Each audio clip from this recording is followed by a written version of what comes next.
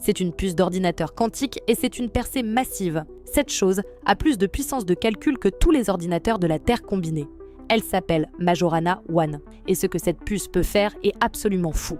Imagine un monde où tu pourrais inventer un béton qui se répare tout seul, ou concevoir une batterie de téléphone qu'on charge une seule fois et qui ne se vide jamais. Ça ressemble à de la science-fiction, mais ce ne l'est pas. Cette puce va le rendre possible grâce à l'informatique quantique. Et voici pourquoi c'est dingue.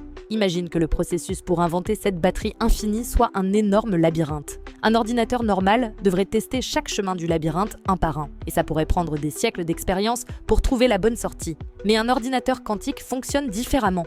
Il peut tester tous les chemins du labyrinthe en même temps. C'est la différence entre un bit et un qubit, les qubits, qui alimentent les ordinateurs quantiques. Maintenant, la puce Majorana peut maintenir 1 million de qubits en même temps. C'est 1 million de chemins explorés simultanément dans le labyrinthe jusqu'à ce que la solution apparaisse.